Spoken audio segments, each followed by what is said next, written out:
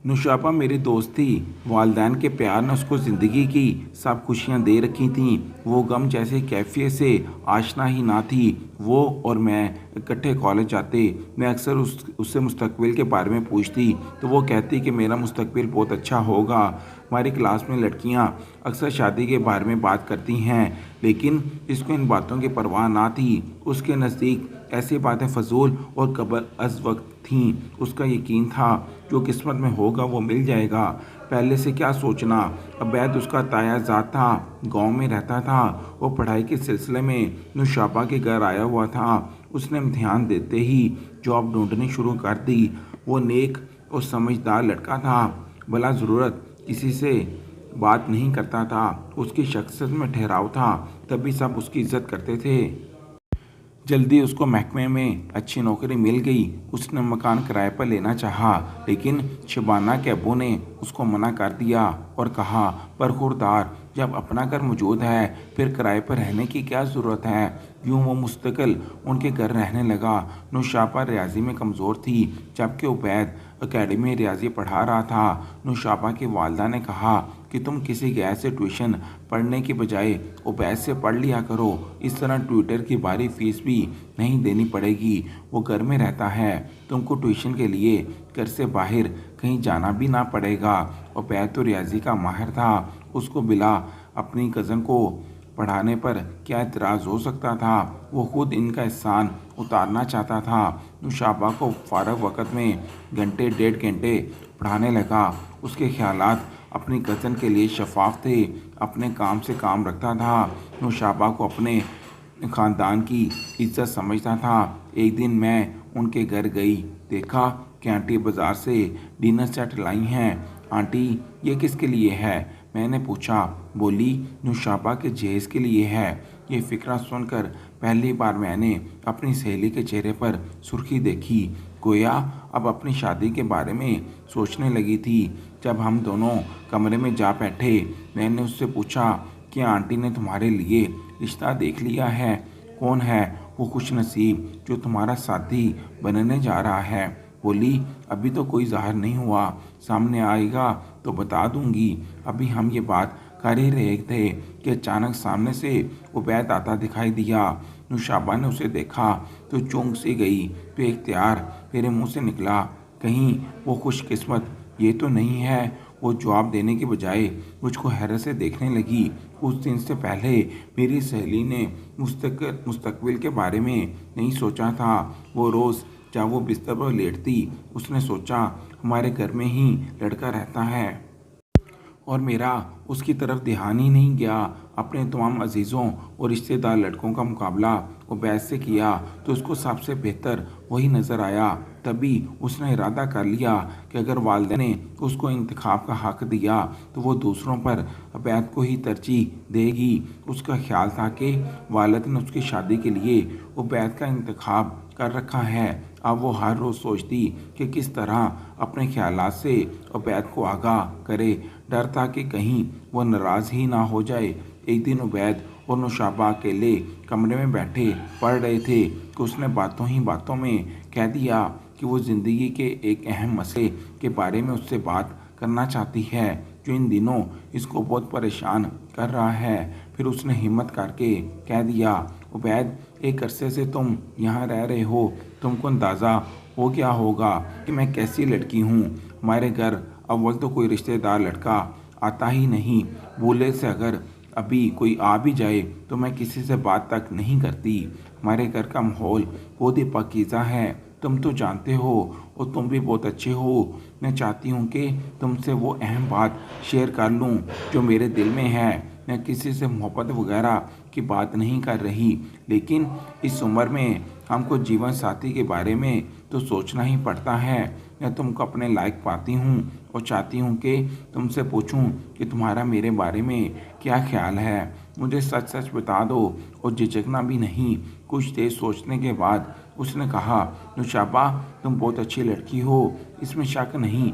लेकिन ये कहकर उसने नुशाबा के चेहरे की तरफ देखा। उस लड़की की आंखों में उसको ईद के दिए जलते नजर आए और चेहरे पर एक खुशकुन जवाब का इंतज़ार था। वो समझ गया कि उसके कज़न ने उससे क्या क्या तवक्कुआत वाबस्ता कर रखी हैं। उसने अपने मासूम से कज़न को नाउम्मीद करना मुनासिब ना समझा। जब नौशाबा ने खुद तवज्जो दिलाई तो उबैद ने भी इस बारे में संजीदगी से सोचना शुरू कर दिया। चाचा उसे यूं भी बहुत प्यार करते थे और चची भी शफीक थी। उनके घर का माहौल पुरअमन और सुकून बख्श था। नौशाबा को ज़माने की हवा छू कर भी ना गई थी। वो आम लड़कियों से बहुत मुख्तलिफ थी। सादा दिल, सादा लोह, मगर साफ को उसमें चालाकी नाम को ना थी। उसने ठान लिया कि मुनासिब वक़्त आएगा तो अपने वालिदैन को लाकर चचा से नौशाबा का हाथ मांग लेगा। फ़िलहाल कुछ रकम इकट्ठी करनी और कुछ करके दिखाने का जज्बा दिल में मौजूद था ताकि रिश्ते के जवाब में इनकार की गुंजाइश ना रहे। वो शहर में घर बनाना चाहता था ताकि उसकी चच्ची का ये एतराज़ भी ना करें कि तुम लोग गाँव में रहते हो, मेरी बेटी गाँव में क्यों कर गुजारा करेगी। उधर उसके मन में ये सोचें चल रही थी कि इन्हीं दिनों नौशाबा के घर मेहमान आ गए। ये 2 लड़कियां और उनकी माँ थी। रिश्ते में उसकी खाला होती थी। ये लोग नवाबशाह से आए थे। खाला ने नौशाबा को देखते ही तहैया कर लिया कि वो इस मनमोही लड़की को अपनी बहू बनाएंगी। उसका शौहर गल्ले का एक बड़ा आड़ती था और बेटा सऊद अपने वालिद के साथ आड़त के कारोबार में हाथ बटाता था। घर के ये लोग काफ़ी दौलतमंद थे। खाला ने वक़्त ज़ाया करना मुनासिब ना समझा। वो जाने से कबल अपने बेटे के लिए रिश्ते की बात कर दी। नौशाबा की माँ ने कहा कि सोच कर जवाब दूंगी, खामन से सलाह मशवरा कर लूँ। वो बोली कि मैं अभी यहीं हूँ, खामन से आज रात ही मशवरा कर लो ताकि मैं फाइनल जवाब लेकर ही जाऊँ। बार बार आने जाने से तुमको भी जहमत होगी और मुझे भी सफ़र सहना पड़ेगा। इस औरत ने जैसे नौशाबा को बहू बनाने का तहैया कर रखा था। उसकी बातों में आकर आंटी ने शोर से बात की। वो बोले, अभी तो हमारी बेटी पढ़ रही है, अभी से उसके रिश्ते की क्या जल्दी है। आखिर बेटी बयानी तो होती है, रिश्ता बुरा नहीं है। जुबैदा मेरी सक्के खाला की बेटी है और ये देखे वाले लोग हैं। मुझे तो ये रिश्ता पसंद है। लड़का इकलौता है और बाप की हर शय का वही मालिक है। अगर तुमको रिश्ता पसंद है तो जैसे चाहो कर लो।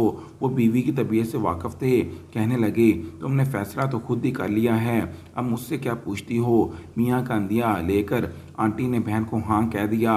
उबैद इस मामले में बेखबर अपने ख्वाब बुनता रहा। वो रोज़ाना दफ्तर जाता और एक माह बाद जब तनख्वाह मिलती तो वो एक पाई भी खर्च ना करता।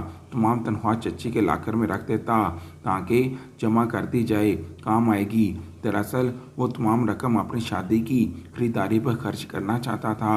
वो ड्यूटी से लौटता तो नौशाबा उसके मुंतज़र होती, जल्दी से खाना गर्म करके देती। कुछ दिनों के बाद जुबैदा खाला फिर आ गई। कहने लगी, बहन मैं तो नौशी को अंगूठी पहना कर ही जाऊंगी।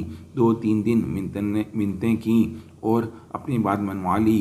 नौशाबा को पता चला तो माँ से बोली, मुझसे तो पूछ लिया होता, चुप रहो और मुंह मत खोलना, खाला जुबैदा सुन लेंगी। हमारे यहाँ लड़कियों से नहीं पूछा जाता। तुम तो अच्छे बुरे की क्या समझ है, जो हम करेंगे सही करेंगे। उसी रोज़ शाम को नौशाबा की मंगनी हुई थी। गुज़िश्ता रात ही मंगनी की तैयारियां मुकम्मल हो गई थी। खाला जुबैदा पैसे वाली थी, जाके बाजार से तमाम सामान खरीद लाई। नौशाबा को दुल्हन की तरह सजा दिया गया। मोहल्ले की तमाम सहेलियां उसके गिर्द जमा हो गईं और बैद दफ्तर से वापस आया तो घर का नक्शा ही और था। उसने पूछा, चची जान ये सब क्या है। वो बोली, बेटे नौशाबा की मंगनी हो रही है। सब कुछ इतनी जल्दी में हुआ कि तुमको बता ना सकी। जुबैदा बहन बज़िद हो गई कि अभी की अभी करनी है क्योंकि उन्होंने कल नवाबशाह लौट जाना है। उबैद ने मंगनी का लफ्ज़ सुना तो उसका जिस्म सुन और जहन पारा पारा हो गया। उसकी तमाम उम्मीदें खाक में मिल गईं। नौशाबा की नज़र जब उबैद पर पड़ी तो उसने ज़ोर ज़ोर से रोना शुरू कर दिया। सोच भी ना सकती थी कि ये दिन भी देखना होगा। नौशाबा के रोने की आवाज़ सुनकर उबैद को अंदाज़ा हो गया था उसकी बेबसी का। वो मुर्दा कदमों से अपने कमरे में चला गया और सर पकड़ कर बैठ गया। नौशाबा को चैन ना आ रहा था। वो इसी हालत में उबैद के पास पहुंची और बोली कि मेरी बात सुनो, ये सब मुझसे पूछे बगैर हो रहा है। वालिदैन ज़बरदस्ती मेरी मंगनी सऊ से कर रहे हैं, अब तुम ही कुछ करो। वो कहने लगा कि जब तुमसे कुछ ना हो सका तो मैं क्या करूं? मैं तो यहाँ बतौर मेहमान रहता हूँ और तुम्हारा अपना घर है। मेरे दिल में अपना ख्याल भी तुमने ही डाला था। अगर जुर्रत ना थी तो इतनी बातें नहीं करनी थी। अब जैसा भी हो रहा है ठीक समझकर कबूल कर लो और ख़ुद को संभाल लो। ये कहकर उसने अपना ब्रीफकेस उठाया और चला गया। नुशाबा की उम्मीद टूट गई। उसने रो धोकर मंगनी की अंगूठी पहन ली। उसके बाद उबैद ने किराए पर मकान तलाश कर लिया और अकेला ही रहने लगा। पास कोई भी हमदर्द ना था। हर कोई उसको पागल समझने लगा, क्योंकि इन दिनों वो अपनी ज़ात से बिल्कुल बेगाना हो गया था। मैले कपड़ों में दफ्तर चला जाता और कभी हवाई चप्पल पहनकर जूते तक पहनने का होश ना रहता। रफ्ता रफ्ता वो कम खाने की वजह से फूलने लगा। उसे बुखार रहने लगा। एक दिन तेज़ बुखार था। जब बुखार उतरा तो ज़ुबान में लुकनत पैदा हो गई। अब वो खुद को नहीं संभाल सकता था। उसके साबी निज़ाम में कुछ गड़बड़ वाक़या हो गई थी। उसको दोस्त पहले अस्पताल और बाद में उसके वालिदैन के पास ले गए। उसको गांव के हकीम को दिखाया। वो कुछ जड़ी बूटियों से देसी इलाज करवाया, मगर फाका ना हुआ। रफ्ता रफ्ता उसका ऐसा हाल हो गया कि वो हाथ में पानी से भरा हुआ गिलास भी ना पकड़ सकता था। दोबारा उसे शहर लाए, एक माहिर डॉक्टर को दिखाया। उसने कहा कि बहुत देर हो चुकी है, शुरू में ले आते तो शायद इलाज हो पाता। गर्ज कि उसने लाइलाज करार दे दिया। कहा कि कमर की सर्जरी से एक चांस है, मगर मोरों से ये ऑपरेशन अगर नाकाम रहा तो मुकम्मल मजूरी का ख़तरा है। 50-50 सही होने का चांस है। इस पर उबैद के वालिदैन ने सर्जरी कराने की हिम्मत ना की और बेटा हमेशा के लिए व्हील चेयर पर आ गया। हर एक को अजनबी निगाहों से देखता था। नुशाबा को कुछ पता ना था कि उबैद की क्या हालत है। वो कभी गांव ना गई थी और ना जा सकती थी। अलबत्ता उसके अब्बू जाते थे, वो भतीजे को देख आते थे, मगर वो घर में किसी से अपने भतीजे की बीमारी का तस्करा ना करते थे। मंगनी के 4 माह के बाद शादी का सिलसिला शुरू हो गया और उधर नुशाबा की मंगनी शादी की शनाइयाँ बज रही थीं और उधर उबैद की बीमारी में पेचीदगियाँ बढ़ती जा रही थीं। ताहम वो चुप रहता था, जैसे किसी ने उसके लबों पर ताले लगा दिए हों। शादी का दिन आ गया। नुशाबा दुल्हन बन गई। उसके चेहरे पर खुशी ना थी। सजा हुआ चेहरा उजाड़ लग रहा था। वो इतनी दुखी हो रही थी कि दुख से रो भी ना सकती थी। उसके तमाम सुनहरे ख्वाब चिकनाचूर हो चुके थे। शादी के दिन भी वो दुआ मांग रही थी कि उबैद आ जाए। उसको खबर ना थी कि उसका ना आना बेहतर था। निकाह के वक़्त रजिस्टर पर दस्तखत करते हुए उसके हाथ कांप रहे थे। मेरी अजीज़ सहेली किसी और की दुल्हन बनकर ब्याह कर अपने घर चली गई। वो अब खामोश खामोश रहती थी, क्योंकि उसके जहन में उबैद की तस्वीर जम गई थी। वो उसे बुला ना सकती थी। उसका शोर देखने में भला था, मगर अच्छा आदमी ना था। किसी और का तो नुकसान ना करता था, मगर अपनी बुरी आदतों से खुद को नुकसान ज़रूर देता था। वो नुशाबा के साथ ठीक रहता था, मगर उसकी अपनी एक पर्सनल ज़िंदगी थी, जिसकी वजह से बीवी नज़रअंदाज होती थी। दौलत काफ़ी ज़्यादा थी और वो बगैर दोस्तों के रह नहीं सकता था। दौलत भी बगैर मेहनत के उसे मिल गई थी। वो ऐसे लोगों में था जिसके दम से बला खाने आबाद होते थे। वो ऐशो इशरत की महफिलों का रसिया था। उम्र में भी नुशाबा से 15 बरस बड़ा था। माँ सऊद को समझाती, मगर वो इन मशागल का इस कदर आदी हो चुका था कि अगर खुद को रोकता भी था तो कदम नहीं रुकते थे। किसी रोज़ न जाने का अहद कर लेता, तब दोस्त बुलाने आ जाते। उसकी ये आदतें भी दरगुजर हो जाती कि वो रात को देर से आने के सिवा नुशाबा को और कोई तकलीफ़ नहीं देता था। उसके साथ सख्त लहजे में बात नहीं करता था।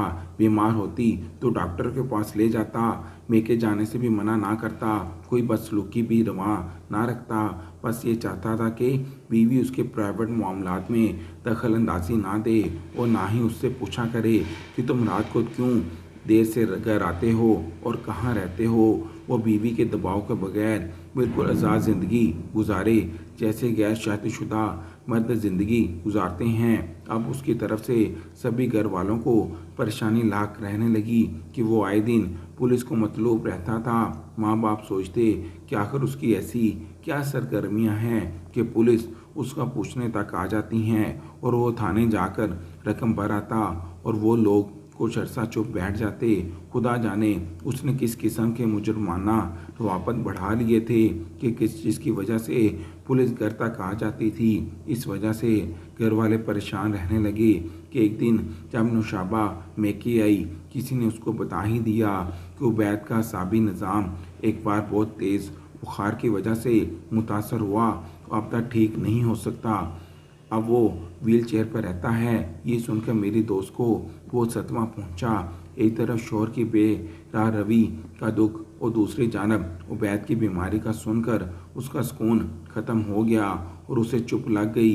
दिन रात सोचते रहना उसका मामूल हो गया और वो किसी बात में दिलचस्पी ना लेती थी और वो ना कहीं आती जाती थी। उसकी ज़िंदगी चार दीवारी तक महदूद होकर रह गई। हत्ता कि मैके भी ना थी। एक रात 12 बजे जब वो अपने बिस्तर पर दराज थी और अपनी ज़िंदगी के बारे में गौर कर रही थी, उसने दरवाजे पर दस्तक सुनी। उसके ससुर दरवाजे पर गए, समझ रहे थे कि बेटा घर आ गया, मगर उसका बेटा आज घर तो मामूल से जल्द आ गया था, मगर अपने कदमों पर नहीं आया था बल्कि दोस्तों के कंधों पर आया था। उन्होंने बताया कि किसी जगह एक झगड़े में सऊद को गोली लग गई है और वो ज़ख्मी है। रात का वक़्त था। वो इसको अस्पताल ले जाने के बजाय शदीद ज़ख्मी हालत में घर उठा लाए। खुदा जाने कि ये कैसे दोस्त थे। वो उसके बेजान से सरापे को बूढ़े बाप के कंधों में थमा कर चले गए। सऊद की नब्ज़ डूब रही थी, जिस्म से काफ़ी खून बह चुका था। घर में गुफली मच गई। बाप ने मदद के लिए पड़ोसियों का आवाज़ दी। वो सब मिलकर उसको गाड़ी में डालकर अस्पताल ले गए, लेकिन रास्ते में सऊद ने दम तोड़ दिया। अस्पताल जाने की नौबत ना आई। बाप तो कमर को पकड़कर दीवार के साथ लग गया। सऊद उसका इकलौता लगते जिगर था। पता चला कि बिला खाने पर गाना सुनते हुए झगड़ा हुआ और एक तमाशबीन से गोली चल गई जो नशे की हालत में था। दोस्त भी वैसे ही थे जिन्होंने अस्पताल ले जाना मुश्किल जाना। वो इस केस में फंसने को तैयार ना थे। ऐसों की दोस्ती ऐसों से ही होती है जो वफा और लिहाज से खाली होते हैं। नुशाबा पहले ही अपसेट थी, अब तो नीम पागल हो गई। वो उजड़कर बाप के दर पर आ गई। आज माँ पछता रही थी कि उसने 2 दिलों को ही नहीं 3 घरों को उजाड़ दिया था। आंटी आप पछता रही थी, उनसे कितनी बड़ी भूल हो गई। जुबैदा से रिश्ता तो ज़रूर था, लेकिन उनके लड़के के बारे में तहकीक ना की थी। कम से कम सऊद के बारे में कुछ तो मालूम कर लिया होता। बहन की मोहब्बत में आंखें बंद करके बेटी को आग में झोंक दिया। अब बेटी दुखी थी तो उनका दिल भी खुश ना था। नुशाबा काफ़ी अरसे से तन्हा रही। वो घर में बीमार पड़ी सुलगती रही। माँ बाप उसको मुलाजमत की इजाज़त भी ना देते थे। मैं एक रोज़ उनके घर गई तो उसकी हालत मुझसे देखी ना गई। मैंने आंटी को समझाया कि अगर नुशाबा मुलाजमत करना चाहती है तो उसे करने दें। इस तरह उसका ध्यान बटेगा और वो दिल बहल जाएगा। वो माशरे में अपना कुछ तमीरी किरदार अदा कर सकेगी। यूँ घर में कैदी की तरह बंद है, घर में वो जल जल कर राख हो जाएगी। उन्होंने मेरी बात की लाज रखी थी और बेटी को मुलाजमत की इजाज़त दे दी। मैंने नुशाबा के लिए अपने स्कूल में जॉब की गुंजाइश निकाली और वो मेरे साथ स्कूल में पढ़ाने लगी। जब वो घर से निकली तो उसके रवैये में काफ़ी तब्दीली आ गई और स्कूल के बच्चों में उसका दिल लग गया। वो अब उनके दरमियान हंसती मुस्कुराती तो बहुत अच्छी लगती। अफसोस कि हमारे मुआशरे में कितनी ही ऐसी नेक और अच्छी लड़कियां हैं जो वालिदैन के गलत फ़ैसलों के बायस उजड़ जाती हैं। ऐसी लड़कियों को अगर कोई तामीरी किरदार अदा करने का मौका मैसर आ जाए तो उनकी ज़िंदगियां मज़ीद तबाहाल ना हों और ना ही वो घुटन का शिकार होकर खुद को बेकार समझने लगें। नुशाबा के मामले में तो मेरा यही तजुर्बा है। आपकी क्या राय है दोस्तों? कमेंट बॉक्स में ज़रूर बताइएगा। मिलते हैं अगली वीडियो में, तब तक के लिए अल्लाह हाफिज़।